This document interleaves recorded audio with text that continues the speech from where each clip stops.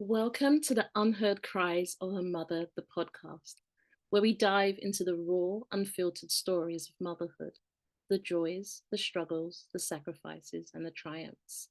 Here, we amplify voices that too often go unheard, shining a light on the incredible strength, resilience, and love of mothers around the world. I'm your host, Sabrina Ben Salman, and I invite you to join as we uncover the stories behind the smiles, share the lessons learned, and create a community that uplifts, supports, and inspires. Let's honor the unheard cries and celebrate the silent victories of motherhood together. Zoe, I want to thank you for taking time out of your morning. You're just starting your day to gather here. So thank you very much. Thank you, Sabrina. Thank you for the invitation. Oh, thank you for accepting. I'm really excited about, just hearing your journey and seeing what you've got to share.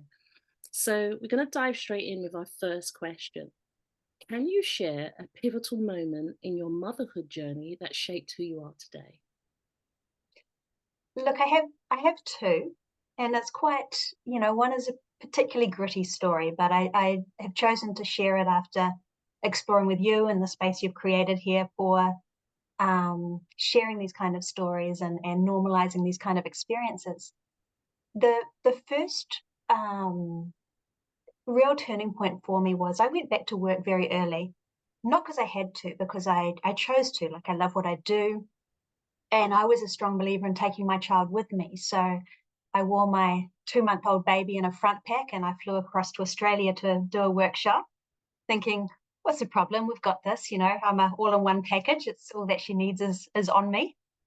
And I found myself in a hotel room covered in projectile vomit, head to toe, sheets covered. And my daughter, I didn't know it at the time, but had, pretty intense separation anxiety. So I couldn't even place her on the bed without her screaming, to even shower. So I rang up and I said, look, I just can't do it. I can't get into the workshop. I can't leave the hotel room. And the woman who was organizing it came back to me with one simple question. She just said, what support do you need? And I was so stumped by that question. It took me 30 minutes of sitting on the edge of the bed, stunned, not knowing how to even answer that, because I just felt no one can help me right now. It's 5 a.m. in the morning. I'm covered in vomit. I'm hardly dressed. And I said, I just need someone to come and hold my baby for 15 minutes so I can clean up, have a shower. And so every morning, someone came to my hotel room. I think of my baby for 15 minutes while I got ready. And I think that allowing someone to help me was just such a turning point, because I don't know about you, but I feel like a lot of women, especially who progress in careers and stuff, we're ingrained to be so independent. It's just not our nature, especially in those moments of utter vulnerability. So that was one key moment. The other really big turning point I had was my relationship with the children's father had always been a challenge. We had a long, long history and a lot in common at a surface level. But after our second child, I'd reached the point that it was a lonely relationship and I was going to end it. And I had ended it. We'd been casually dating to try and see if we could recover something for about a year. And it wasn't recoverable. Trust had been broken, a few things like that. And I found myself in America on a leadership course with my 2 little children with me. And I found myself pregnant for a third time. And I was like, oh my God, how am I going to do this? How am I going to be a single mom of 3? How am I going to recover financially as a self-employed woman? How am I going to do this? And so in my mind, I started imagining selling my home, going on social services, being a full-time mother. And I was on a leadership course and I just processed some of the emotion of that, some of the fears of that. And then I realized I have a choice. And I don't know how this looks, but I can go bigger or I can go smaller in this moment. And so I decided to go bigger. And I didn't even know what that meant. It was a simple decision. I'm not going to retract from a third child. It's going to propel me to go bigger. So I decided on going bigger, and then very I'm going to go into governance. I'm going to sit on boards, I contribute at that level, and I want to do that because I feel and values is not always commonplace at those discussions. And I have a voice that can help. I understand business. I have that languaging, I have that academic background. I have that commercial background. I want to contribute at that level. So I decided on that, and I flew back to New Zealand and was immediately in A&E because I had a ruptured ectopic pregnancy. And apparently I was actually hours from death. And while I was sitting there in that emergency room processing, I was enrolling in every governance course I could get on. So within a week out of hospital, I'm sitting in this training. And, I won an Emerging Director Award and got some fantastic placements straight away, but it was always propelled by, for me, this third child that didn't come. So, for me, that moving forward into All I Can feels empowered by the legacy of that experience. So that was the gritty out of the blocks answer. I've got goosebumps. I'm so grateful that you shared both. I'm actually really grateful you shared both. But as you were sharing the first story, it's just so funny when you said that you were covered in vomit. I mean, as mums, we can relate to that. And just like in despair and thinking, when someone asks you, can I help? You don't even know how to respond. I really felt that. Like when you're not used to hearing it all the time, it's like, I don't even know right now. But isn't it beautiful they actually came every day and just gave you that space to change? And we really do need that support. But your second story, I love the way you found meaning in a very painful situation. It's something that as mothers, when we get pregnant, it's our biggest fear. We always have that at the back of our mind if anything happened. I've actually been to A&E and they suspected a ectopic pregnancy, and as you were talking, I just was having all these flashbacks. But the beauty of saying the child that didn't come propelled you forward. Am I going to shrink? Am I going to go big? Like, to ask yourself those questions at that time. But just hilarious is saying that you're signing up to courses as mums. We're just always going. And I remember one of my sons, I ended up in going into A&E with just sharp pains, and thinking maybe something was wrong, but they're like, you're in labor, and I had high heels on, my stilettos, and I'm on my phone. So as you were telling me that story, I actually forgot about that story. So thank you for the gift of that. So yeah, I just want to thank you for sharing. I really want to thank you for the gift of sharing that. That was a very moving opening response. So thank you. And I see you as mum. Beautiful. So thank you. I mean, your questions went there straight away. No warm up. If we can have babies and we can create life, we can deal with everything. You're demonstrating that.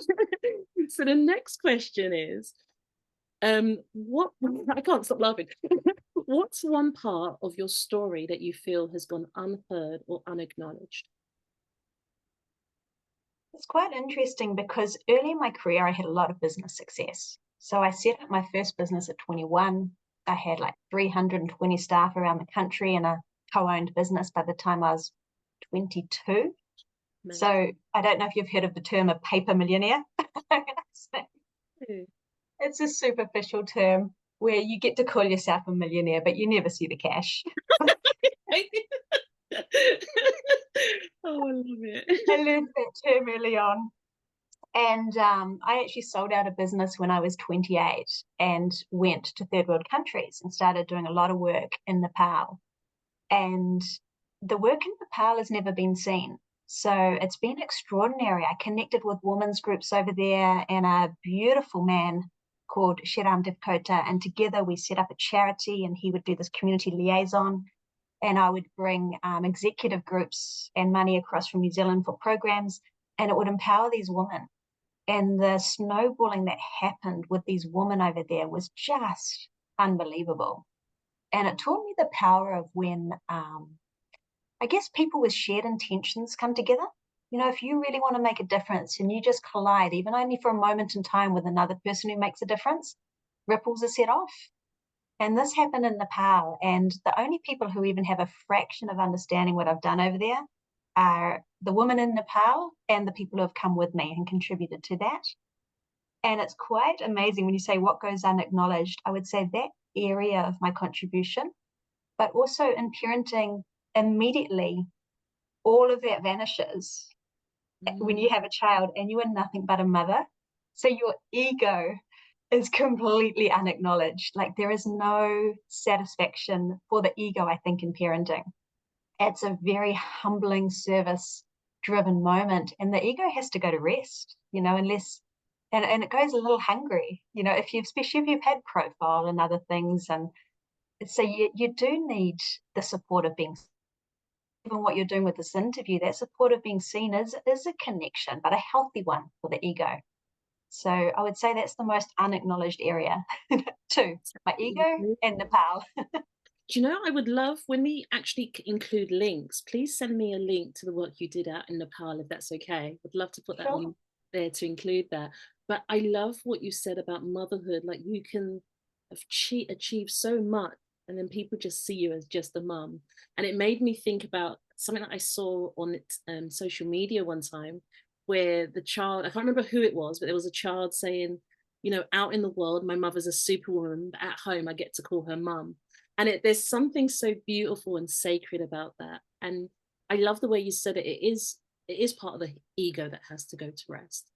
And it is important to be seen. We're all human beings. We have our own dreams and desires. And I won't say too much. We got some questions. I don't want to say overlap, but I love what you shared so deeply. And as you were sharing it, how you just like lit up. It's beautiful. Absolutely amazing. So I'd love to have a link to see some of that work. Brilliant. So the next question I've got is, what words of encouragement or support did you need at that time of feeling unseen and unacknowledged? Oh, words. I hadn't focused on the term words. I don't know if words would have cut through, but for me, I don't think I realized until you just said to me in that moment, I see you. I think that's actually all you needed to hear.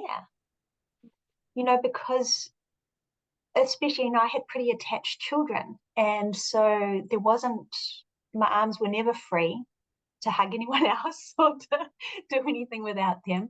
And nor did I want to be away from them. But so there wasn't a lot of room. But just to be seen, have someone make that cup of coffee, hand you a glass of water when you're feeding, even just make you a hard-boiled egg, because you're so protein deficient. Very simple things. Oh. And it just has you feel seen and cared for. And I was very lucky. I've been involved in personal development for many years, and I have a network in that space of incredible people who at a level of consciousness and emotion can connect with me and give me some really great viewpoints. And sometimes the viewpoints are, I'll feel like I'm hanging on by a thread, and the viewpoint will be, well, go take a rest. You'll be like, that really had not occurred to me. It really hadn't occurred to me. And then when you've had an hour's sleep and you've got another viewpoint, you can feel a path forward in some way in your life. So I had that support at a very unconventional level. I didn't have it at a family level or at a spouse level, but I did have it, and I created it. But don't underestimate a glass of water and a hard-boiled egg. It's interesting. There's so many aspects of your journey that I can really relate to. And I know that listeners and viewers are going to take away their own aspects. And you hit the nail on the head when you say you have contextual support, but on the personal level, on the partner level, I experienced that. And that's a very lonely, quiet space. Because who do you relate to? Who do you recharge with? But sometimes you can only say so much to certain people because you also want to feel safe. You want to feel safe to share and safe to open up. So I'm laughing so deeply because you're just speaking half of my journey. But this is the beauty. Great filter. But that's the beauty of mothers speaking. And I think at that time for myself, I felt alone. I felt very much like it was just my experience. And You know, just being here with yourself and hearing your story, it's such a sacred moment. So thank you very, very much. Really, really, Pleasure. really. So I can't get out of my head now. You know, never underestimate a glass of water and a bottle. It's so true. So You need true. protein. Yeah, exactly. Oh, wow. So the next question I have is, how has motherhood challenged your sense of identity? Motherhood itself didn't. I mean, I was told medically early on that I wouldn't have children. So for me, I really wanted children. It was a deliberate choice. I didn't need external support. It happened deliberately. And it was a conscious choice. And I created the space in my life for it. I moved to a small town, my partner's small town, because I knew it was going to be radical for me. My mother had extreme mental health issues. So I thought, we didn't know the cause of her mental health. So we thought, Jesus, it could be triggered by childbirth. Yeah. I'm gonna make sure I'm safe, make sure there's no expectations around me afterwards. So I created the space. So motherhood, I was very ready for motherhood. But what I wasn't ready for what it pulls up in relationships. And you spoke of that loneliness. And many people have spoken of those default indoctrinations that kick in relationships. When you have children, I think they're particularly triggered by having children. You know, I did a lot in my life. And so I didn't expect that to end when I have kids, but I gave myself the space that if I wanted it to end, it would. But I didn't expect to be someone's housewife or to be asked what was for dinner. So, and I was like, when did we think I was the cook here? Like, what gave you that impression? Somehow I've been misunderstood these past, 15 years of getting to know each other. So I found that very disorientating, and that would be the sense of identity that was most challenged. Just so you're aware, if I laugh a bit too much, it's very personal. Yeah. You're a better cook than me. Can you figure that out? Oh, that is brilliant. I Yeah. literally learned to make scrambled eggs when I had my first child. Like, I was not domestically inclined. But it's nice that you're speaking into that, because there's so many assumptions about motherhood. Like, you know what to do with the baby, you know what to do in the kitchen. Like, we have a conversation over this. Oh yeah, that is so real. That is, but it's interesting the way you were very intentional to give yourself that safe space to prepare. Like, I can definitely relate to the space of, I, for me, I'm living the dream. I always say to people, I'm living the dream, because all I ever wanted to do is become a mum. So I can relate to what you're saying. That's like my biggest dream ever. Everything else is a bonus. But just the way you were very intentional about giving yourself that safe space, just in case, because the reality is there is postnatal depression, there is things that show up, and it's really nice that you considered it so deeply to actually give yourself a safe space to nest during that period. But yeah, this is interesting. I've got to brace myself. You're saying way too much about my life. Please. Oh, it's fantastic. It's nice that we can laugh about it now, because it wasn't funny at the time. Oh, wow. So the next question I have is, can you describe a time when you felt completely unseen and unsupported as a mother? So it's slightly different, similar to the other question, but just a bit different. I would say pretty much every moment of being a mother, you feel unseen, except for your children. I mean, they look up at you with these eyes that are just unbelievable. But in a way, that's confrontational too. Like, it's a lot to receive that love from someone, even as a child. And it's also a lot to feel that, that might be the love of your life. It restructures a lot of archetypes that we grow up with. And it is invisible being mom. It's so invisible. So for me, I did keep working because, my child was healthy, I was healthy. So I chose to be involved, and I had the kind of workspaces that were open to me bringing my child. And I felt seen when I was working. People would acknowledge me for bringing my child, for showing something different, for being out there in a wider contribution. So I really came alive in those moments. And I loved my time at home with my kids, but it's hard to explain the loneliness that kicks in. It's not logical, and I think that's probably one of the main things you feel guilty about. So how can you be so in love and so lonely at the same time? That's a very powerful way you phrase that. It is so in love but so lonely at the same time. And I think it really, that especially women that are in business, is relatable, because you're so used to doing and achieving and being present, and then you go to this box, so to speak, and it's the mum box, and everyone's sort of, but that's all you are. And it's like, I do have dreams, I still have ambitions, and I love my children, love my family, but there's part of me that's not being seen, there's part of me that's not being lived. And it is very much what you said is so interesting, because I'm thinking about the slow erosion. Sometimes it's like, mum, you're so upset. She's not upset, she's exhausted. She's not upset, she's actually unseen. And there's so many different dilemmas that go on in motherhood. And if you don't have a support system, that's actually quite hard. It really is hard to not speak into those places, but also if you don't have someone to draw it out of you, sometimes you just create coping mechanisms, especially for mums. You know, for women, we're very good at masking things unintentionally. Sometimes we just go along, we go with it until that time it just hits burnout, it just gets to the top. Yeah, I love the way you describe it, really, really spot on. So the next question I have is, what has been the most rewarding aspect of motherhood? The love of your kids.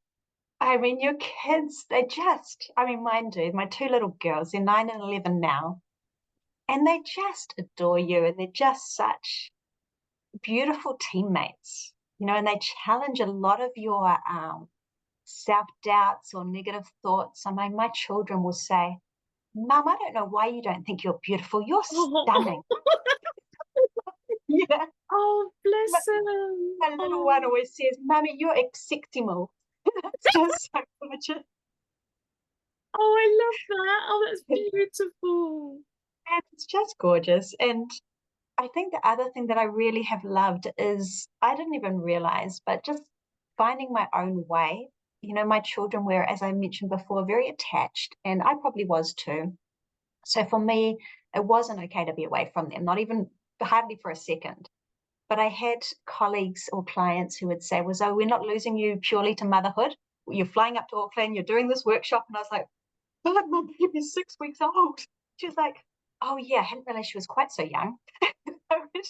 And then I couldn't leave her. So I would end up in the workshop with a newborn, sometimes feeding, and no one had anything on it. People would go, wow, Zoe, that's inspiring. And this is really working. And my child wasn't disruptive as long as she was with me.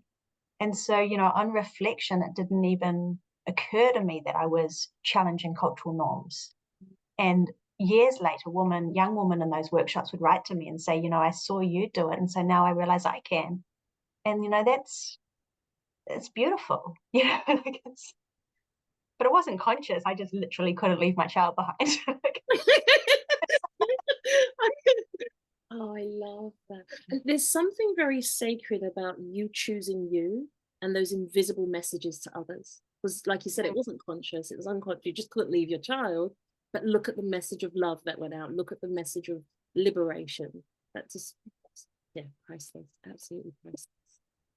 So the next question I have is, what advice would you have given to your younger self about before becoming a mom? I kind of think I did that, in creating that space for myself. I was worried.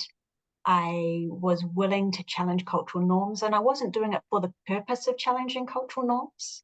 I didn't know how I would acclimatize. I knew I was, the extreme and going to a small town from London, from Armani suits to gumboots, from flying around the world to, chopping kindling and changing nappies. Like, I knew it was going to be extreme for me, and my mother was extreme. So I prepared it, I catered to it.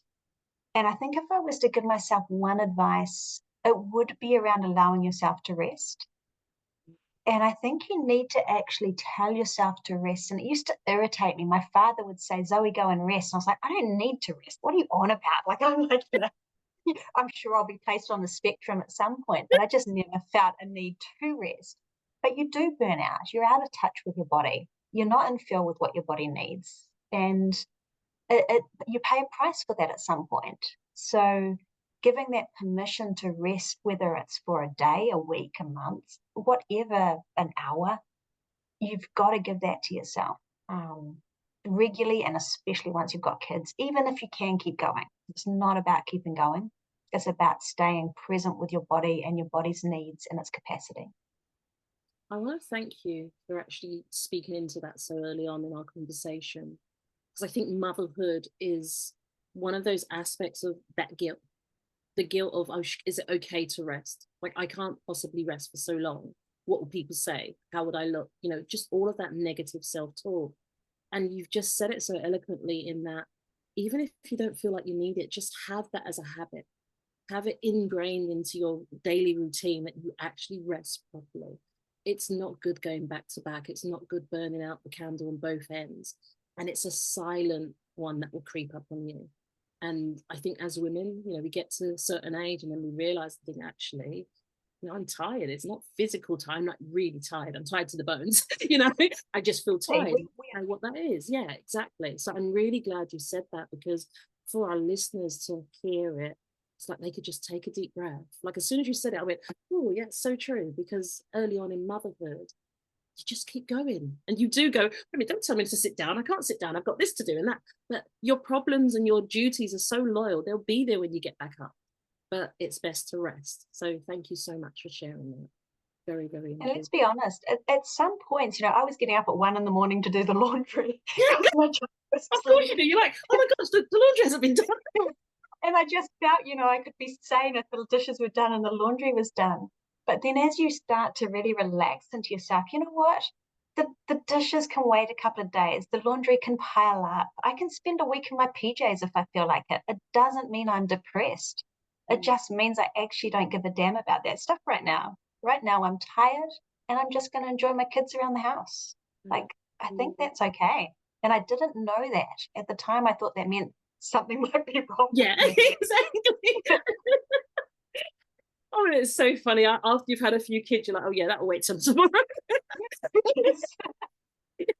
I remember like the kids going, Mum, like, you're going to leave the house like that? I said, if I don't leave now, I'm going to be late. It'll be there when we get back. And like looking at me thinking, my mum's gone mad.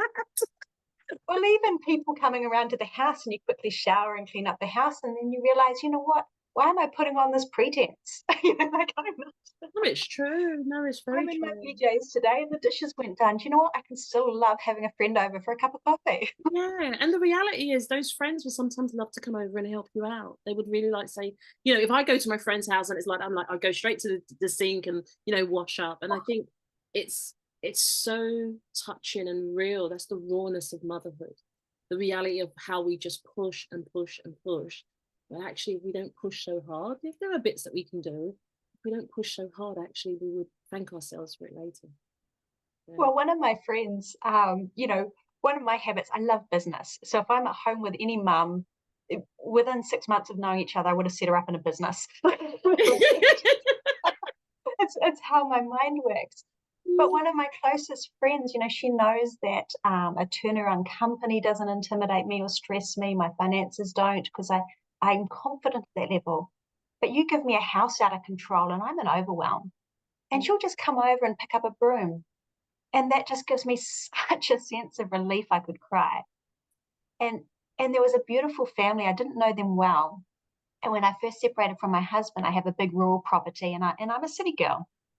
And when they would drop their son off, and they were so grateful because their son didn't get invited much. And my daughter would always include the children that weren't invited to our house. You know, she would make me stay at school until every child was picked up after school. Oh my God. So we ended up with the most random people at my house all the time. And this father, he was a labourer. And I have a beautiful big house. And he would arrive and he would just pick up an outside broom or chop me kindling. He didn't even ask. He would just say, do you mind if I do a few things? And I'd be like, what's he talking about? So I'd just say, okay. And next thing you know, I was left with this pile of kindling. And it was, to me, that's you've been seen in that moment. You know, they can see you're up here on your own. You can see that's not easy stuff for you. Yeah. Do you know, as you were saying that, I was thinking about the African proverb, it takes a village. It really does take it. And I love the fact that you're saying they see as opposed to you have to ask or you have to be broken. Oh, that's a they just difference. show up and go, let me grab a broom. Let me just do something because I can see. That's beautiful. Absolutely beautiful. Yeah. Really nice. So the next question I have is, how do you balance the emotional weight that comes with being a mother alongside achieving your own dreams and aspirations? I'm laughing here because I'm like, you said go small, I'm not going to shrink, or go big. I know that you just expand, but I have to ask the question. It's there. So how do you balance that as a mother, like the emotional weight of being a mother while achieving your own personal dreams and aspirations? For me, I never viewed it as an emotional weight. You know, part of my goals and aspirations was to be a mother. So it's all connected for me. And I don't feel that intention, I have a big intention. I want to help, I want to make a difference, and I want to show up. And that's why I was attracted to your podcast, because I could feel it in your podcast. And in what you've done, I had a little look before I signed up, and I was like, wow, this woman is showing up. And, I want to be part of that. And so for me, a purpose doesn't have trade-off. My children are part of that. And if I want to make a difference, it's as equally as important to sit and make a difference with them as it is to make a difference to a company, as it is to make a difference in my community. So there isn't a trade-off. And I was given some really beautiful advice early on. And I was on a workshop. My children were a little more active, so they were disruptive to be in there. So it got to the point they weren't just asleep in a front pack. And I would have a childcarer attend, and she would come and interrupt me if I needed to. So I still wasn't away from my children. But the guilt I would feel would be immense. And I remember getting a viewpoint. And the viewpoint I had was so simple and profound. And they said to me, what is it that you're feeling? And I said, I just feel like I'm giving up my children. And I've only been away from them about 2 hours, so I don't know. And she said, well, there is something you have to give up. And it's not your children. It's the guilt. And when I realized the difference between giving up the emotion of guilt versus giving up my children, I was never going to give up my children. I was never going to compromise my children's care. I was never going to be away from them unless they were ready and I was ready. It was just the guilt to give up. And that felt so manageable. I was like, it's just an emotional reaction, completely illogical, that I can process, so it gave me something to move through. And honestly, I moved through it then completely and haven't had it since. The other really incredible piece of advice I was given was at one point I'd take the children across, it was a flight across to Wellington, and I'd do workshops. And again, I had a child carer. And as I said, my children were very attached. So I learned techniques to deal with children with attachment anxiety. Rather than me leave them, they would leave me. So I'd have the child carer take me to the workshop, drop me off with my lunchbox, wave goodbye. They knew where I was. They could come and knock on the door and say hello if they ever felt like it. So they had a sense of control. And the advice I was given was, don't ever tell your children you're going to work. Tell your children what you're doing. Yeah. Because if you tell them you're going to work, they just see this impossible thing they don't understand called work, which you're picking over them all the time. And they feel jealous of it, and they feel disregarded and invisible and deprioritized against it. But if you say what you're doing, mummy's going to help these people move forward with their finances, get themselves on track, help turn their lives around, then your children are part of that. By them allowing you to go for that time, they're empowering that purpose so they don't feel chosen over. And it really was incredible. So my children have never been jealous of my work or resentful of it. And in fact, my 9-year-old was prepping me for this podcast to make sure I felt good and I was in a good space. And she was proud of me. And same as my workshop, they'll introduce themselves to who I'm working with and ask about them because they're part of it.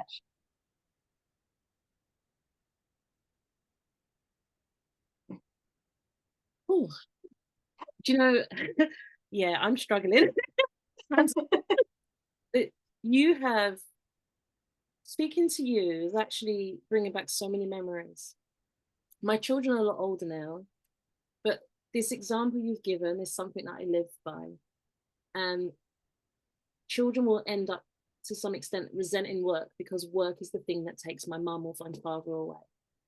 And I remember being in the office, seeing clients and saying, close the door, mummy's got a meeting, versus when the light bulb went off was, come in, listen to this and tell mummy what you think. And we would discuss the call afterwards. And they were so excited. Like, oh, I helped mum with a meeting today. She didn't know what to do with the client. And there was just this Yeah. love. And I didn't know what was happening at the time, but that's how my children got into the personal development world. They would help me up with my websites and, my logos. And it was a fun activity. And I really I didn't do the aspect of getting them to say bye. I like that, giving them that control. So it's not like bye. And then they're like, well, where's my mum? Giving my mum, because I had really clingy children. And it's just so beautiful the way you've described it. There's such a peace, there's such a resonance of just balance, and not that chaos or that frustration of separating from the children, because not every mother can do that. It wasn't right for me. I couldn't. Everything you're saying is like, yeah, that was me. I was like, I need to be around my children. It was like just something that we needed to have that journey together. They wanted that and I wanted it. But yeah, thank you so much for sharing that. Absolutely, yes, that's beautiful. So my next question is, can you share a lesson that you've learned from your own mother or a mother figure that has shaped how you parent today? This question was so beautiful for me to contemplate because my mother journey is rather unconventional. My mother had an amazing career. She was an amazing woman in many respects. And it's actually only in the last few years we've had understanding of her mental health. And my mother actually has no working frontal lobe of her brain. She had a major brain injury as a child. So no front lobe cortex active. It's pretty extraordinary she functioned to the level she did. So my childhood was extraordinarily unconventional.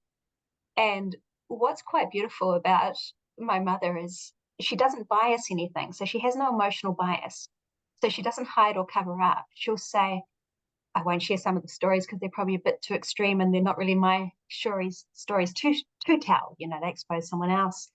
But she would, as one example, she would boast to people about, how successful I am and my brother.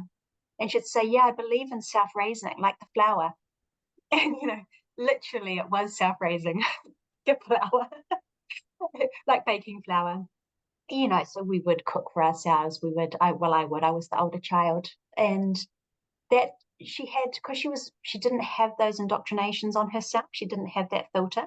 I was always taught, stop eating when you're full, eat what you feel like, sleep when you're tired. I wasn't put to bed. I was told to trust your body. I was taught to self-parent, but there was a certain autonomy or sovereignty created in that.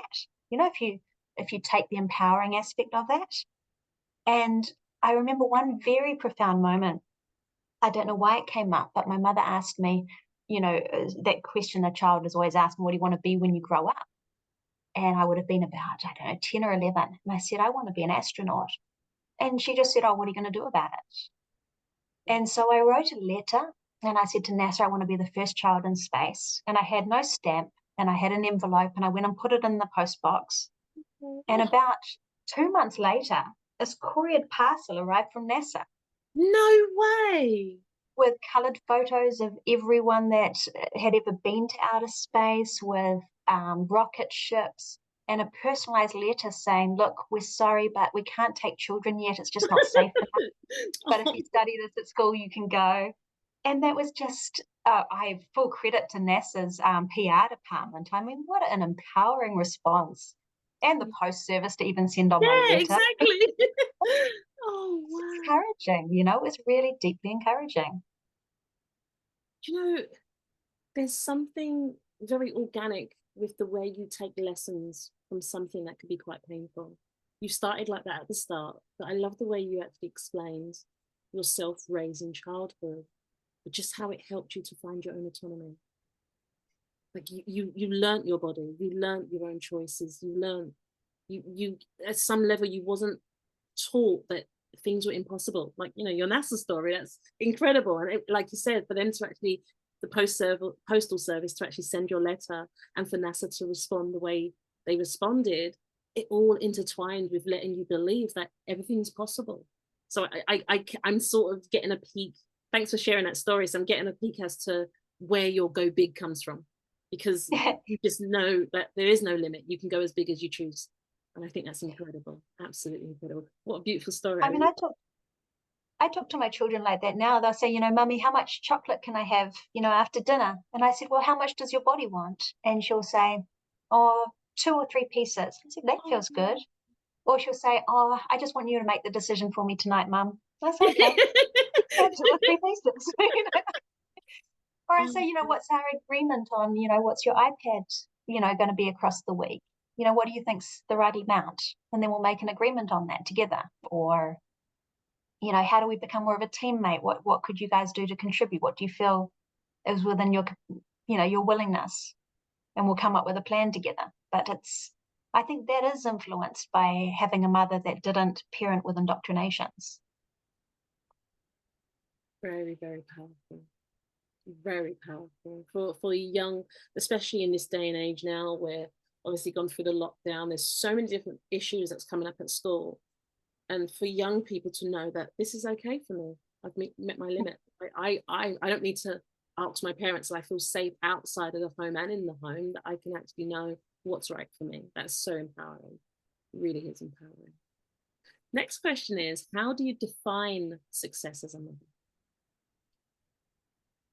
For me, it's all about purpose.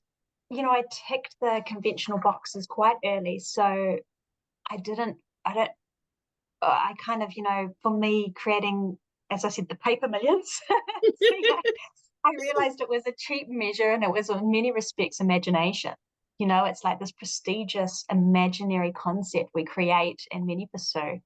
And I was fortunate enough to kind of have that lesson early.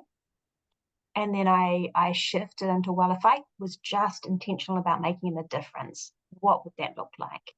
And that to me is the impact. And there's not really a way of measuring that. You know, I don't know how you measure, do you make a difference? You can't count people. It's all about whether, I guess, increasingly establishing stability within myself of being in that purpose. Is all I can come up with around that, really. That's brilliant. That is brilliant. That is really nice response. Purpose. I love that. Purpose drives it all. So the next question I have is, if you could rewrite your motherhood journey, what would you change? And you don't have to if you don't want to. To be honest, I probably would have left my relationship sooner, because I think I just emotionally didn't enjoy as much of, I mean, I loved the early years and I was there for every second, but in some ways I spent a lot of that time missing my partner and craving his attention and wanting to see him and have him more involved.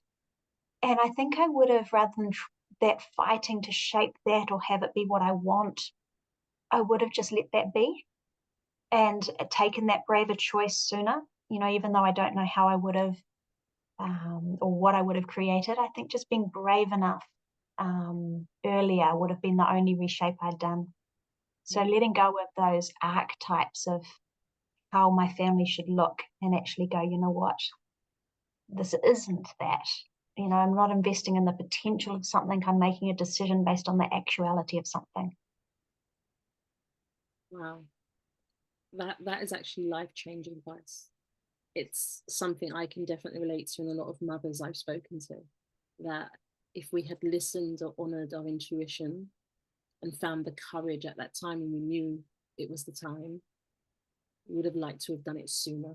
I think that is so powerful, so needed in all walks of life. I think it doesn't matter what the situation is. I think as mothers, when we get to that place and we know that's it, we have to honor that intuition. So thank you for actually speaking into that. So I think that is such a profound thing. But sometimes we stay too long, and the pain is, we just stay a bit longer. Wow, gosh. Oh, thank you. Oh, so the next question I have, it's really hard to actually speak after you've spoken. Oh God, yes, yeah, this really beautiful. Thank you. So the next question I have is, how has societal or cultural pressures influenced the way you view and approach motherhood?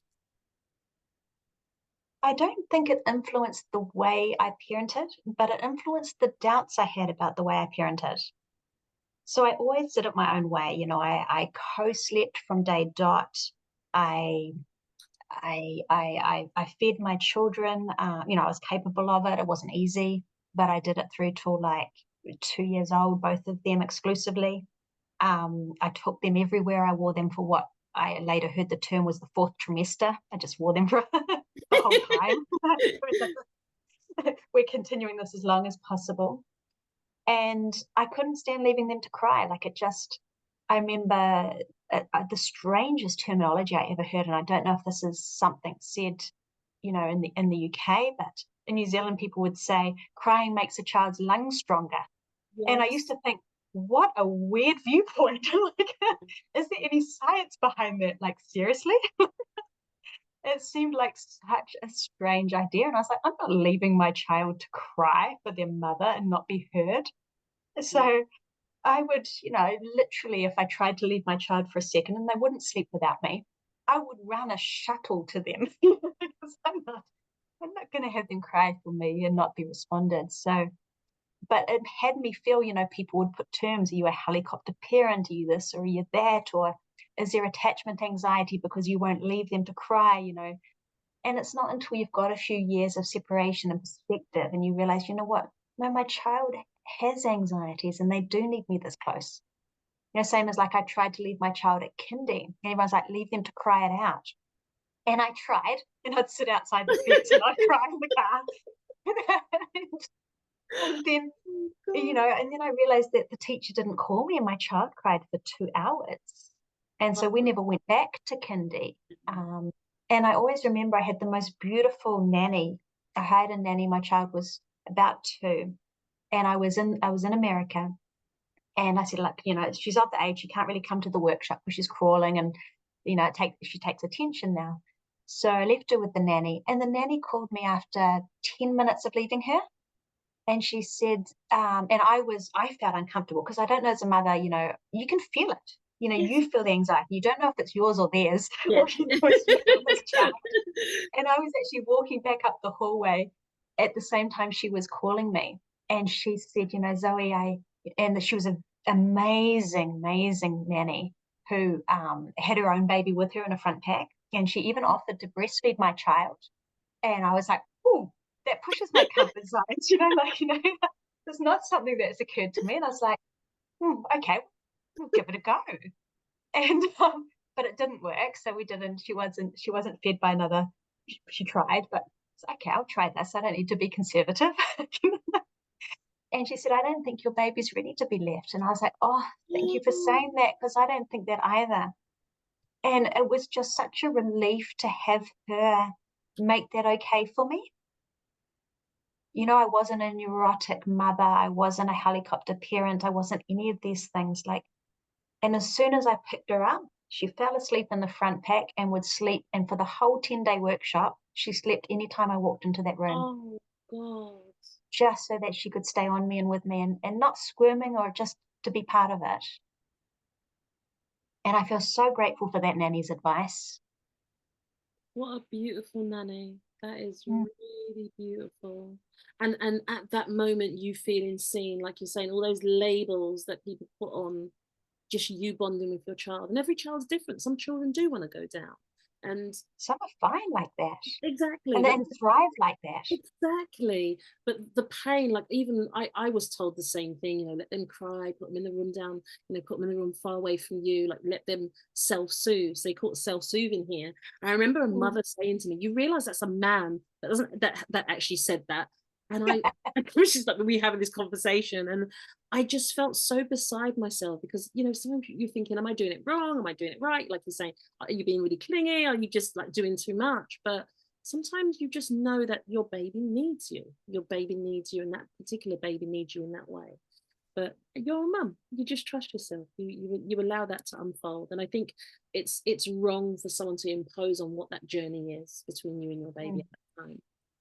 Oh wow, gosh, yeah, this is very interesting.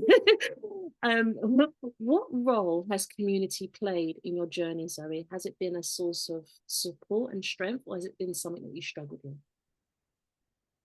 I started off struggling, as I mentioned, I don't have conventional family structures around me in my hometown. I'm not a social extrovert. I don't have long-term friends. My university or school friends aren't anywhere nearby me. So, at a certain level, I'm quite isolated. But I do have a network and I have a few close friends. And I made a decision early on to not be victim of that, but to create it deliberately. And again, I didn't know how I'd create it. I don't have a lot of social activities I join in on. I love what I do professionally, and that is my social activities. But I did have, as I said, a network at a wider level who I could always call, I could turn to. I started developing a couple of close friends. I have a mother who, will swoop up my kids from the airport, grab me a bit of shopping, and be there when I get off a plane, and that is unbelievable. But in part of my decision to create that, I had to stop resenting that it wasn't coming from the people I thought it should. I sat so immobilized and lonely that I wasn't getting it from the traditional sources that I saw other people having, and actually deciding, you know what, I don't have to be stuck by that. Let's create it my own way. And so I built the community. And I think I'm probably as safe, and I haven't felt lonely since. Like I am supported. I love the way you said that. I am supported. Beautiful. Absolutely beautiful. It's really nice that you've set about creating, but I love the teaching that you've given to our listeners, in that sometimes we hold on to the conventional ways of where we think it needs to come from, but sometimes we can make the choice to just accept where it does come from. And sometimes the pain is just holding on to how you think it needs to show up. So thank you so I much. think you can't even see the people standing around you wanting to help you when you're so angry that it's not coming from this one certain person. Exactly. And it's 10 people going, hello, I'm here for you. it's funny. It reminds me of a story that I often say, that's like, if my friend sent me a package and it's wrapped up in a golden, beautiful wrap, and the postman turns up and it's blue and he's trying to hand me this package, and I'm like, no, I don't want it. It's not it. It's like, this is your package, but no, it's supposed to be gold. And then there's this back and forth going on, when the reality is it just got wet. They just repackaged it, but it's showing up and it's your package. And sometimes it is painful and it's easier said than done. But if we could take a deep breath and just accept where it's coming from, it means that we could take that pain away. But thank you so much for sharing that, Zoe. So the next question I have is, how do you cope with the guilt and doubts that come with motherhood? So I think you just outgrow them. It's a natural maturation. You realize your child's attached, whether it's you or not. You're not the one creating it. The fact they won't eat your dinner, it's not your terrible parenting. And you do think that, and I think that's natural. I don't know. I have moved past it. Probably the biggest shift I had in that space was choosing to stay working, and that meant sometimes being away from my kids. But I made a deliberate choice, and I decided I was only going to leave my kids if it was an upgrade. An upgrade of attention or fun or what they were going to be doing for the day. And I'd have various support. I'd have, some teenage children who would come and play with my children while I was on online Zoom. So they would still be here and I'd still be the guardian. And my children would have so much fun because they had someone dedicated doing crafts, doing baking, or the same as if I was leaving them with the nanny. It had to be someone who was going to be so dedicated and fun that my children wanted to go there. So with that kind of intention, it didn't leave me feeling guilty because they would look forward to their day. Oh, I love that. I'm laughing because I could just imagine like kids saying, go on, Mum, you could take a bit longer. Like, why are you finishing? That's such a good idea. I really love that. And that's what I wanted them to feel like, someone who would jump in the pool with them and do flips and, like. I love that. That is such a great idea. Thank you for that. It's brilliant. What do you wish people understood about the emotional labor that mothers carry? I think there are times as a mother you are hanging on by a thread. You are completely raw. You're completely exhausted. And I think, especially, I coach a lot of men, in my leadership coaching work. And when they tell me that they're exhausted or overwhelmed or anything, I'm like, oh yeah, cry me a river. Like, like, are you still showering? Did you get more than 6 hours sleep? Okay, you're fine. I've had to work on my empathy in that space.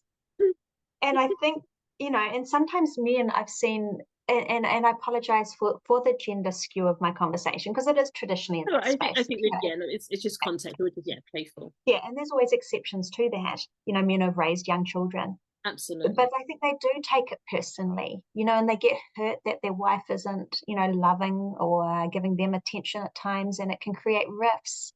And I think there is a lack of understanding just how physically depleted you can get during that.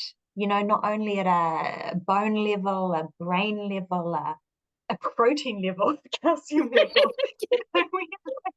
at very basic levels, quite, there's a lot of science on it. This isn't emotional reactivity. Like, scientifically, we can be very, very depleted. And, hence it goes back to a glass of water and a hard-boiled egg is, tuck your wife into bed, like it is needed. She's not being dramatic. There is a lot of depletion taking place during those times. And I just think that we're not maybe necessarily aware of quite to the level. I'm not quite sure why we're not aware of. People have been having. And I think the other thing I really saw was, when I had children in New Zealand, you're given a plunket nurse, you're given a little bit of support maybe it's a small town. It had very good births and facilities that I could access. So I had a good experience with that. And the training and support I was given was wonderful. But I noticed, the men weren't given any training or support. They weren't told how they could help me. They weren't told that, your partner's going to need protein 3 meals a day if she's exclusively feeding. She's going to be extremely tired. She's going to be dehydrated. She's going to be, just the simple ways the men are taught. And then you find yourself in conflict because the father is learning parenting from his parents often, and they're a generation or so prior. So they're getting different advice. I'm getting advice from the plunket and the nursing and midwife experts of, present understanding.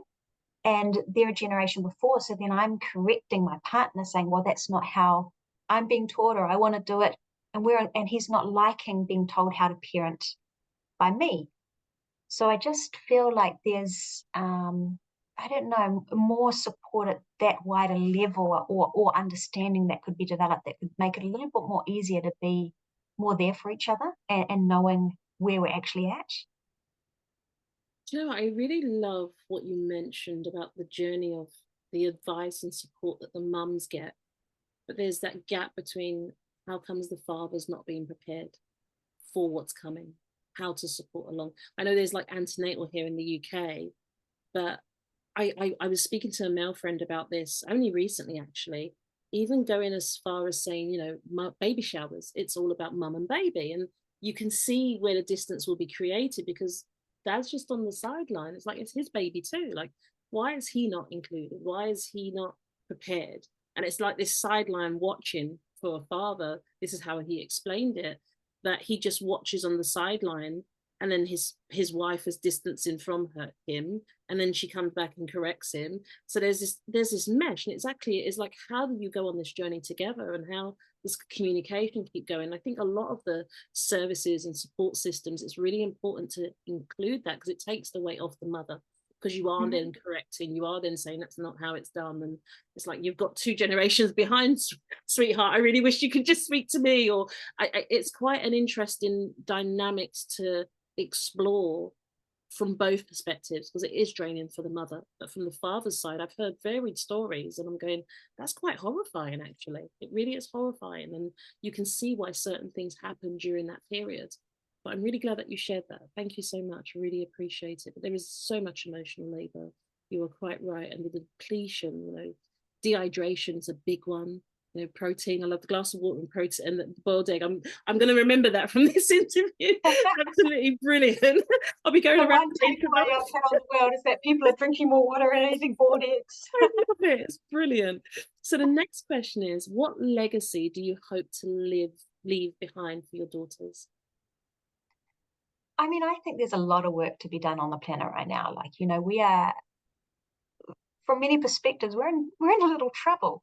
You know, I don't think misogyny's come that far. Our conflicts are just out of control, like domestic abuse. I mean, there is some work to do. You know, we need leadership, and we need heart and purpose-driven leadership showing up. So that's why, you know, for me, supporting something like this is a real priority of attention.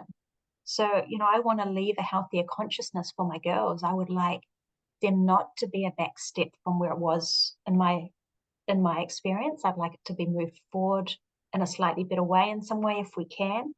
Um, and there's a couple of specific areas I really support with my children. You know, there's a lot of awareness coming out around our attention has really changed. You know, we don't have good control of our attention anymore.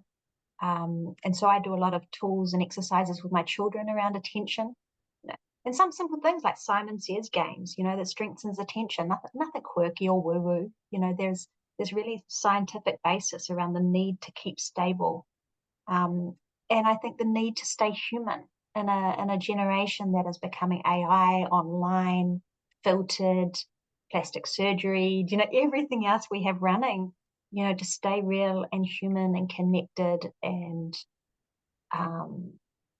you know, I work with my children a lot around that. I try and demonstrate a lot around that. I try and coach a lot around that. There is work to be done. All I can say. And I am driven by my kids to do the work. You know, I want them to have an opportunity. Yeah. Do you know, listening to your response, it really highlights the layers of synthetics that's layered on top of being human. Plastic surgery, the AI, you know, the distractions. There's so many layers, the filters. As you were listing them, it's just thinking how different parenting challenges have shifted now. And I'm thinking of like I've got a 12-year-old is the youngest and my oldest is 25. And I think we didn't have those issues when I was actually raising my older daughter. So it's quite interesting. Very, very interesting. There is a lot of work to do, definitely. So the next question I have is, how has motherhood transformed your relationships? I think they've gone a lot deeper. You know, I always had a lot of respecting relationships because, you know, in conventional ways, I'm seen as successful. You know, I'm an intellectually respectable, resource-wise able to achieve and create. And, you know, and that is the traditional measure that garners respect. But post-kids, you know, you access an emotional vulnerability, you know, I'd never experienced since childhood. You know, like and then you really get to see who is there beside you. You know, who is standing beside you at 1 a.m. when you're covered in puke? Who is willing to be there, you know, and not giving you, what's the word, kind of cheap advice to cheer up, chin up, you know, but actually just comfortable being beside you, having a cup of tea, emotionally available, and allowing you to be emotionally available. And I remember it was actually one of my clients who became a good friend. I worked with her and her daughter. And when I was on the verge of separating, it was quite beautiful. She rang up my partner at the time and she just said to him, you know, where are you? You know, you are the one who has the privilege of being beside her when she's angry, when she's upset, when she's at the bottom. You know, you're the one who gets to have that. You know, like it is easy to love someone when they're at their best, but are you there beside them when they're at their worst, rawest, most vulnerable? And I think that's a real test of a lot of relationships. And, you know, you have a responsibility on the other side not to abuse that and use it to be abusive. But there are moments, and it is deeply special to share those moments alongside someone, be it a girlfriend, be it a neighbor, be it whoever, you know, that might be. It's a real moment of connectedness. You know what was going through my mind as you were sharing it? What a beautiful soul to reach out and speak. Because sometimes, as mothers, the invisibility, the loneliness, the isolation, sometimes that sigh of relief, just someone seeing you and someone having a conversation, being willing to just step out on a limb and say, "Can we talk? I mean, Yeah. I love you both. Can we just have this conversation? She needs you to hold her. She needs you to talk, be present. She just needs you to hold her hand." Like, what a beautiful thing to actually step out and do. And Really, that was the exact tone that you picked up. It was from love. yeah, It was, and yes, it was challenging and confronting, I'm sure, to receive that phone call, but it was 100% from love of the family. yeah. And to me, that's showing up, and it's outside of indoctrination. Yes, And that's leadership. Like and I that to think, me is sorry, leadership. go ahead. Yeah, exactly. And I think, for some reason, I just felt that I think we need to do that more often. And I'm not saying everyone needs to be like, because we're all different, but it's something that I think is so needed. Like with me, if someone says they're going through a problem, the first thing I say, can I mediate? Can I sit in that space? Because sometimes when things are falling apart, you just need someone to sit down that's very neutral, not like, what are you doing this for? And they don't need to be attacked. They still love their family. It's just really holding space for both parties and just saying, when was the last time you actually listened to each other? You might have said all this before. Was you actually listening? And that sometimes, even if they still go their separate ways or if they choose to stay together, just them being able to listen and hear each other is the whole thing. And I love all of that, just to see that transformation. So that's such a beautiful story. I'm really glad that you shared that. It's a nice seed of love to just come out of this conversation we're having here. Thank you. Really beautiful. The next question I have is, what's the most unexpected lesson that you've learned from your daughters? Probably that I'm beautiful. Oh, They really, and maybe it's the grace of the age they're at. It might change as they go into their teens. no, they see your true beauty, darling. They see your You know, absolute, they see all of you. They, and they call it out, and that can be a little. I mean, that can be a little uncomfortable, and and it's lovely to be seen in that way. from just pure love, just saying you're gorgeous. That's lovely. Beautiful, mummy. What's the word your daughter, how she phrased it again? You said it earlier. You're sexy, Mo.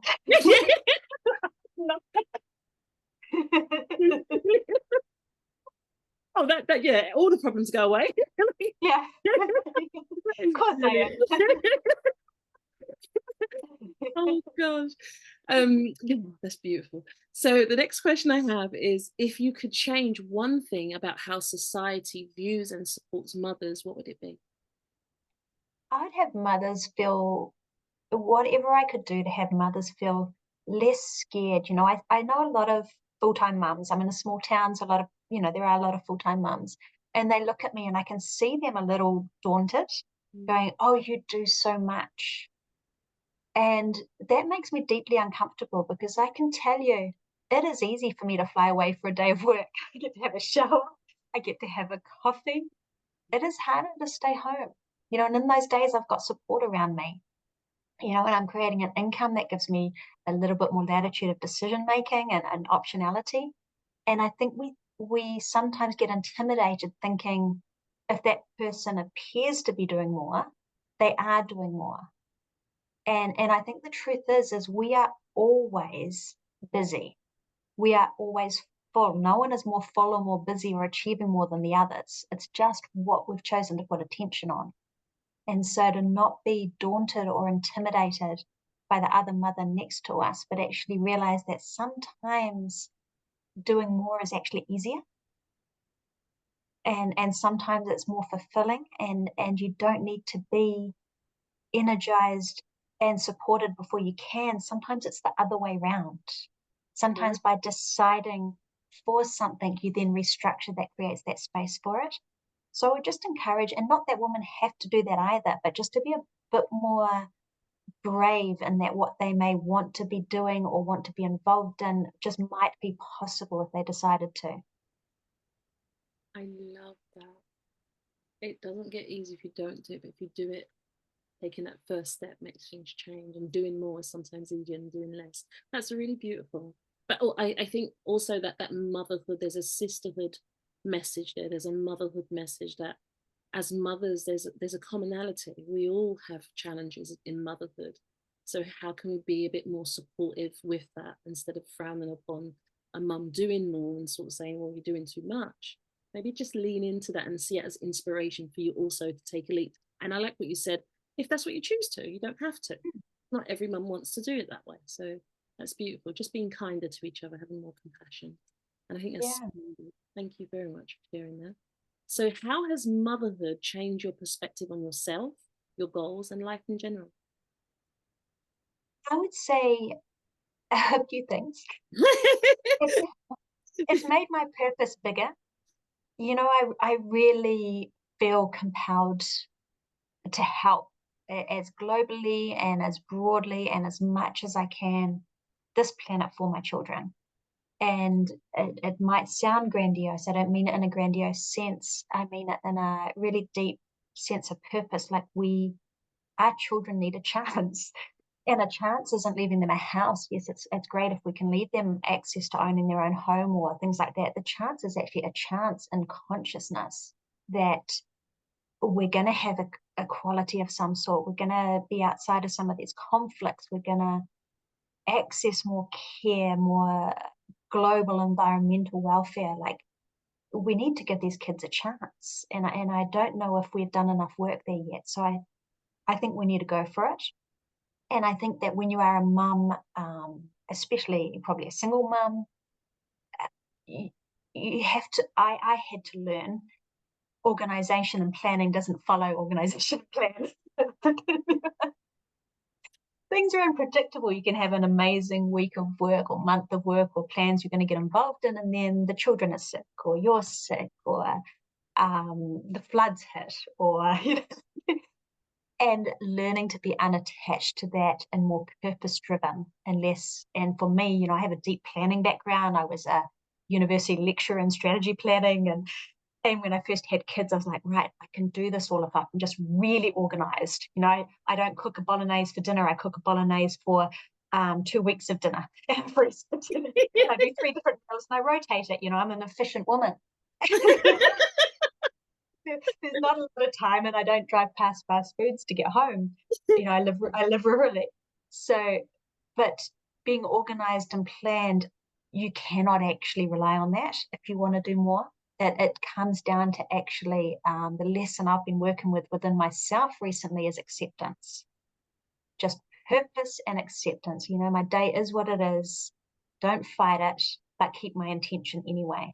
So even if I'm in bed with 2 kids, I can still make a difference. Don't know how. It won't be by following my calendar or probably ticking off a to-do list, but I can still contribute by my purpose.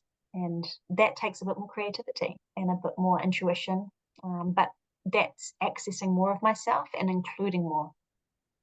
Oh, wow, that is so relatable. Like as a single mum, the relatability is so real. You have to have those pivotal moments. Be open to that because you can plan around. You know, my diary is my lifeline. Everything has to go into my diary, but you have to be ready to pivot because life will happen, children will happen, things will show up. And it's how you actually approach those things when they show up doesn't make the whole house of cards fall apart.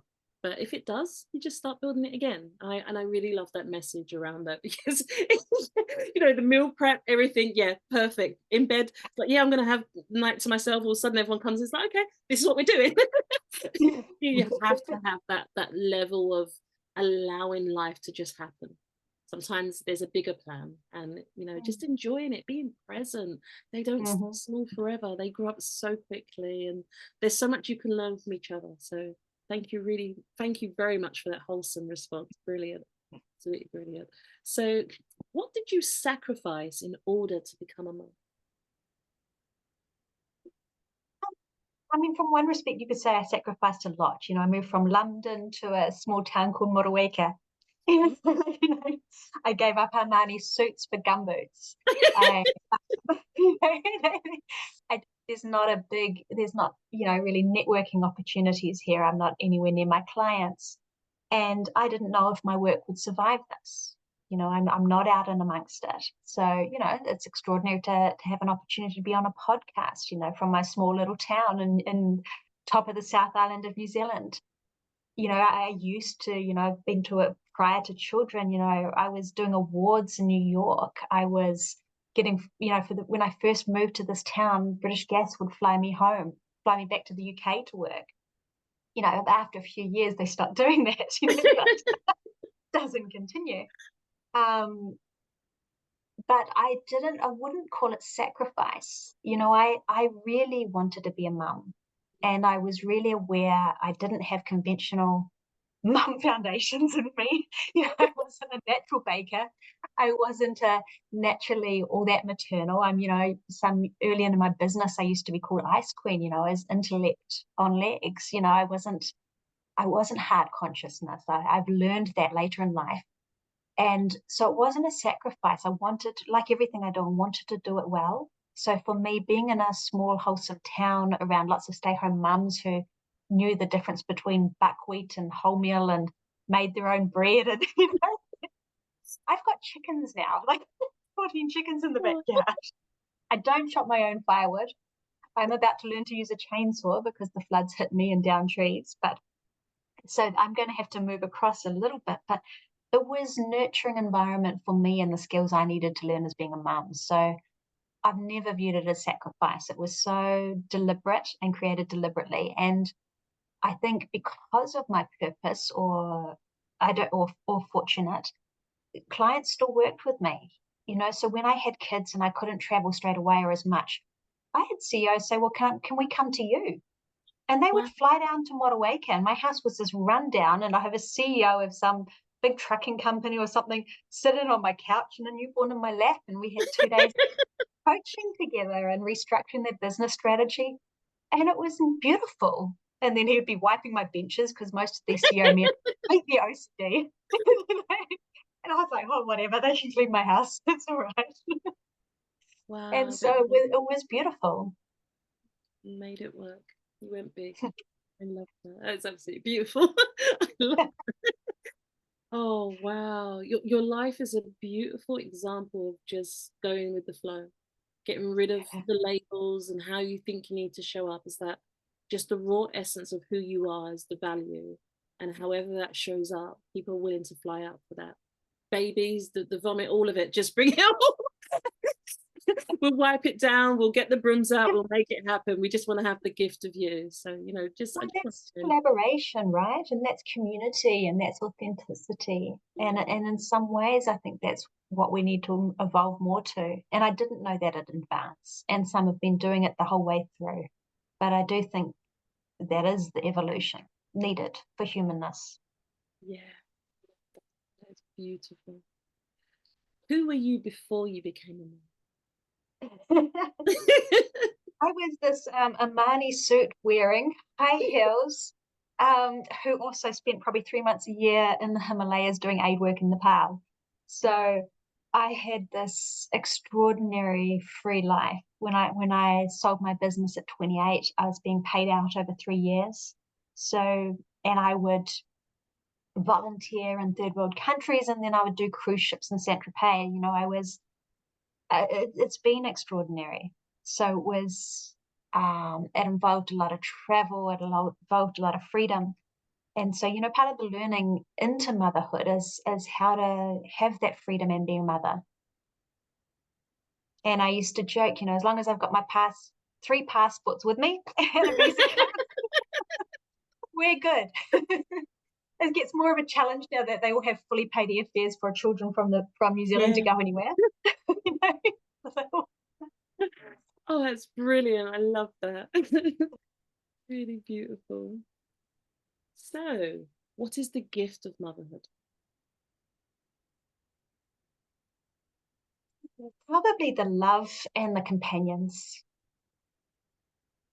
You know, my 2 little girls really are my teammates. They are just, and they make me feel that way. And sometimes we need those little corrective adjustments. And I'm like, hey, dudes, I'm not the servant.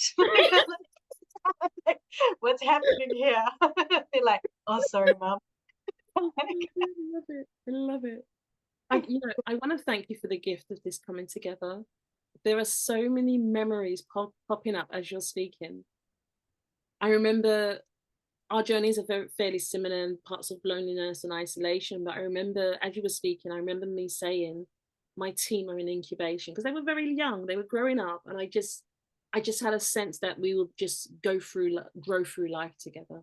And my daughters, I've got 2 daughters and 3 sons, and I must admit, when I walk with them, if I'm outside, we go for a walk, or we walk into an event, I look at them in awe. And I feel like I've given birth to my best friends. There's challenges, there's moments like exactly what it's like, hello, like, what's going on here? But I look at them, some are adults, some are teenagers, some are young, and I'm just like, wow, it was worth the wait. It was really worth the wait of incubation, because I think I've given birth to some of my most favorite people in the world. And I feel so blessed, and the pure love. And sometimes I'm like, what are you after? Why do you keep saying that? I'm like, what do you mean? But it's everything I ever wished for and prayed for, and so much more. Things that I couldn't even ask. It's just there's the other variation. I do have teenagers. We do have our moments, but it's just I love what you said. The way you responded to the question about sacrifice, irrespective of everything that's happened, you wouldn't change a thing because you just love them so much. And it's just so beautiful the way you said it wasn't a sacrifice. I know you do sacrifice a lot.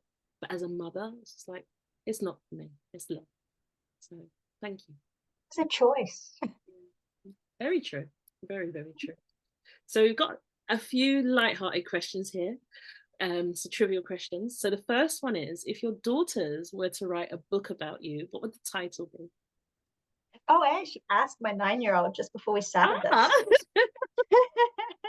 She said I would call it The Best Mum Ever, and she's independent, whatever that means.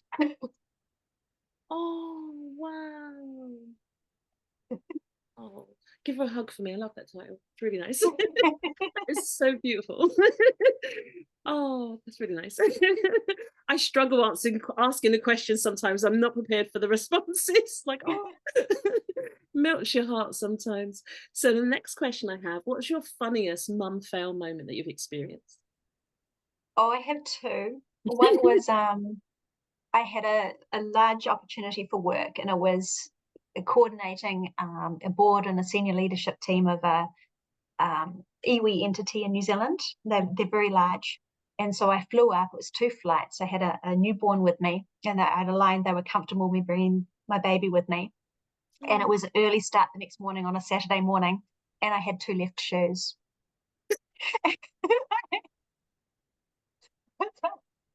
Okay. So I'm dressed up, slick and makeup, and my nice suit and everything already, and 2 left shoes. And so I had to wear them. I couldn't go and buy any. Yes. And so I brought it in as an icebreaker for the workshop, 2 truths and a lie. Oh, I love that. I thought I can pretend the whole time that we're totally comfortable. I can just let it be known. You are brilliant. You just turn all situations around. But it's like, yeah, I could totally do that. I know that would happen to me. Oh, that's brilliant. I had another epic fail, and I had 2 little ones, and I had got my partner to agree to this trip to Fiji, and my friend was getting married. Oh. And I just really wanted to go. It wasn't a close friend, but I just really cared about them, and I wanted to be there. And so it was all organized, and then he needed to pull out right at the end. So I called up a girlfriend, and I said, hey, look, she had a baby the same age as mine. I said, flights are covered and accommodations covered. Do you want to come to Fiji with me next week? Like, it was days away. And she was like, let me just talk to my partner. Came back like within half an hour. Hell yes. So we went to Fiji for this wedding. And on the day of the wedding, it was a white wedding. And, you got a newborn. It's a big deal to dress in white when you got little kids. And I'm looking stunning. I've got this white outfit. I got my 2 babies all dressed in white. And I arrive at this wedding, and I was a day late. Got the wrong date. I'm laughing. Oh my gosh. Oh wow. So it meant so much that I tried to be there, and the photo of me in white with my 2 girls is just beautiful, and I'll have it for the rest of my life. It's an epic fail. It's funny how many mums have these stories of us turning up to places a day late, a day early. It's so relatable. Don't worry, it's not just you. We've all done it in some I looked capacity. amazing. But you got your beautiful photos. Oh, brilliant. That is fantastic. Thank you for spoiling us with two. So, where is your go-to hideout place when you need a break? Oh, it's my bed. I just curl up in bed. I loved what you said. It's my bed. Just No brainer. Didn't have to think about that one. Oh, tell me about it. So, what's the most unexpected thing that you've ever found in your daughter's backpacks or pockets? stones. There's stones everywhere. I don't know what kids have about collecting stones. Like it's like the backpack's always filled with stones, the little pockets are filled with stones. And you're meant to keep each one because each Yeah. one carries so much meaning. Oh yeah, I love the fact that you added that bit. You are meant to keep them because they're really disappointed. Like, what do you do with it? I just gave it to you, Mum. I was I know. Where's that stone from that time that was with my friend? I'm like, oh God, I'm sorry. It went flying off the deck when I was decluttering. Oh, it's so funny. Oh, brilliant. So, if our community of listeners could support you in three transformative ways, what would you ask for? Maybe just tell the listeners and viewers what it is that you do, and then perhaps what three things they can do to support you. Um, I really invite connection. So, you know, for me, finding my voice, speaking to some of the stuff, it's very new. So I've only been really active on LinkedIn, I would say, for about 2 weeks, and then you and I connected. So Yeah. it's pretty amazing. So connect with me, ask me any questions. If there's anything I've shared that I can share with you, or vice versa. Like to me, contributing anything is easy if you have more friends. So I never don't have more space for more friends. So only that one thing. Are you sure? Can I not tease you to just? Is there anything that? Are there any new products that you're launching? Any or I don't know, product services? Is there any events? Is there anyone you want to What? be interviewed by? Is there a newspaper, a show you'd like to be on? Oh, now that you ask, I love that. not many people have really truly asked me that. Um, I mean, I have real ambitions within governance, you know, and a pretty solid CV in that direction. I'm always looking for opportunities there to step up further and influence. I wrote a book many years ago called Five Sons and 100 Muri of Rice, and it was the autobiography of an old woman I met in Nepal, and she was married at 5 years old, and she is alive now. She's 103, still alive, and her biography took 5 years to write. I co-wrote it with my mother, who is a journalist by background, and it went through academics locally. It was translated back to her, and it's been an Amazon bestseller. It's been on radio series, but I would love for it to be professionally published. It's never been picked up by a publisher yet. It's so that's a real ambition for me still, and I'd love that to happen while Karika Divkota is still alive, for her and her family. So they're probably the key things. Otherwise, you know, as I said, like I really mean it. Like for me, it's all about purpose and helping. So I find it an absolute honor and privilege if someone reaches out and say, hey, look, you spoke about attention stuff with your kids. Have you got anything you can share with me? I would love to share it with you. Or, you know, like, I would really love to. Or I'm hitting up against limits and I love what you said about going bigger. Like, how did you actually do that? I would love to share some of that stuff because for me, it was so beautiful to be helped, and good advice doesn't always just get you there. There is networks and tools, and many of it's free and accessible, and some of that's available. So, you know, I'm share it. so moved by the story you just mentioned. She got married at 5 and she's still alive, way past 100. And that book is on Amazon. That's really interesting.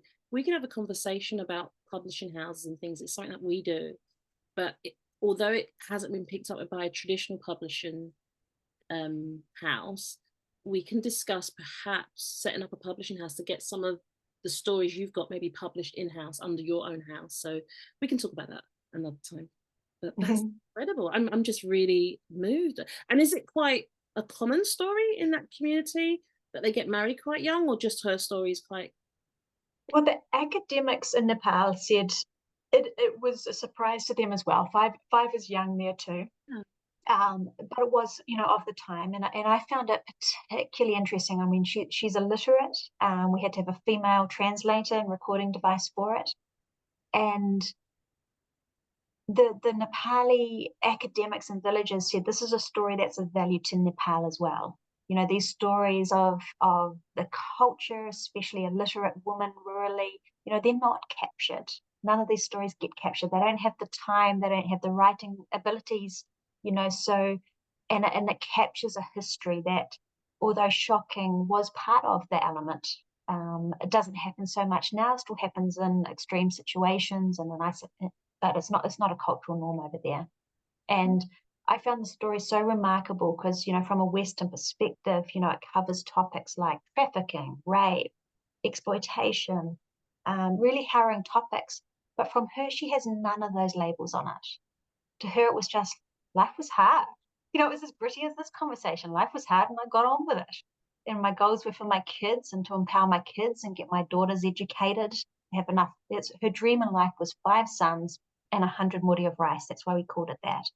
Because she wanted 5 sons. Men are revered over there, culturally. And that's okay. That was her dream. She had 14 children to raise in the end. Wow. But she had 5 sons. Her 5th son Yeah, runs my five charity. children. Oh my God, 5 sons. Sorry. She had 5 sons and she ended up owning rice. So we suspect she was one of the first female landowners over in Nepal. She signed with her thumb signature and she had enough rice to feed all her children as a single mother. In Nepal is very radical. And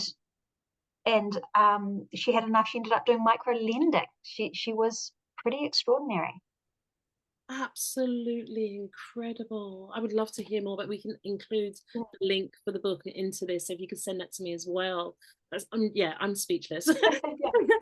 Yeah, so the next question I've got is, what's one way that you plan to pay it forward as a result of our conversation?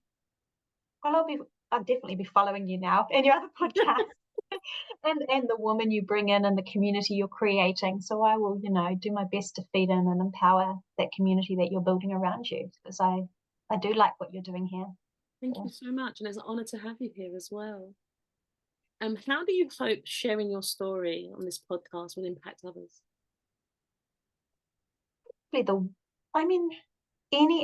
Some aspect of what I've said has resonated or as a viewpoint that's helpful. I hope that's of value. I hope that more women start exploring collaboration, asking for help rather than sitting immobilized because it's not being offered or access, but realizing that, there probably is people around you if you'll ask. And if you don't get it from who you ask again and again and again and again until you find those people who actually want to show up for you. And it's a privilege to be asked on the other side. So don't be scared of that. That would be my biggest thing.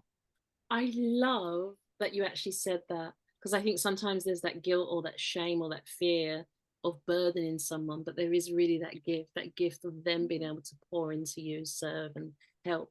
Don't take that away from someone. That's a really nice way of putting it. Really beautiful. So next question I have is, as a result of our conversation today, what words of appreciation or gratitude would you like to say towards the father of your children? Thank you for creating my beautiful people. Oh, I love that. It's really beautiful. Thank you. Thank you for sharing. You went right to it. Oh, beautiful. The next one is, what are you proud of yourself for? I'm proud of a lot. I'm proud of being a mum. I on my LinkedIn profile list myself as a mum. I'm proud of directorships. I'm proud of my book. I'm proud of the home I've created. I'm proud of a lot. And I'm proud of the way I parent. That's beautiful. Give yourself your roses. That's beautiful. Absolutely lovely. What do you need to say sorry to yourself for? Ooh, not letting myself rest, probably. Pushing myself a little too hard, not listening to my body.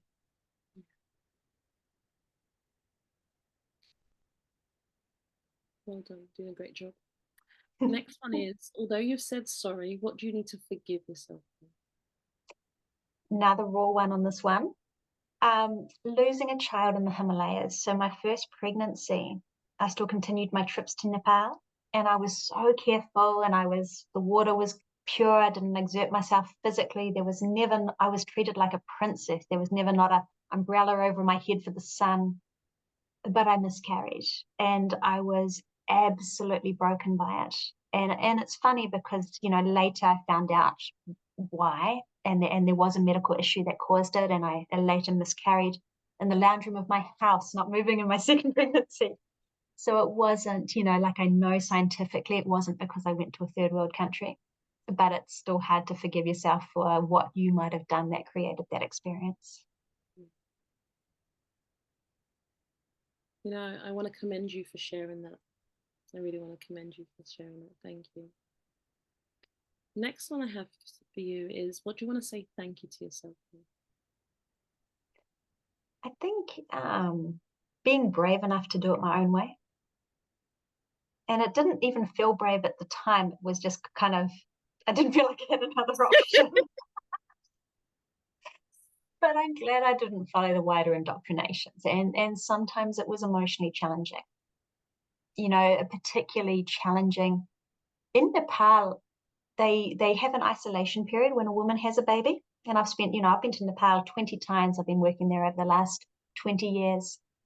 And they isolate, and the woman has this bonding period with the baby where it's just her and the child. And she doesn't leave the house, and no one else is exposed. And so with my concerns, I did the same thing in New Zealand, not to the same duration. I did 2 weeks of isolation, and it was just me and my baby and my partner. And that I never really realized I didn't realize how challenging that would be to others around us in the wider family. My family's not close, but it was very unsettling to my partner's family that they thought I was rude or unfriendly or non-inclusive. So I hadn't realized how brave some of that stuff was and how challenging it was for others. Yeah, that's quite interesting you share that. I actually shared something similar to the experience of a mother with her newborn and how the in-laws sometimes take it. And that it can be a very painful process for everyone involved, but for the mother in particular and for the husband as well. So thank you for speaking into that and sharing your personal story. So you've done an excellent job. We've actually just got a couple of last questions. The question I want to ask you next is, what are you willing to let go of and heal from as a result of today's conversation? I think judging the tiredness. Just let go of the anxiety. I don't know if you do, but the anxiety you get when you're tired. And when it persists, sometimes your tiredness lasts 3 months, and I just think that's all okay. Just relax.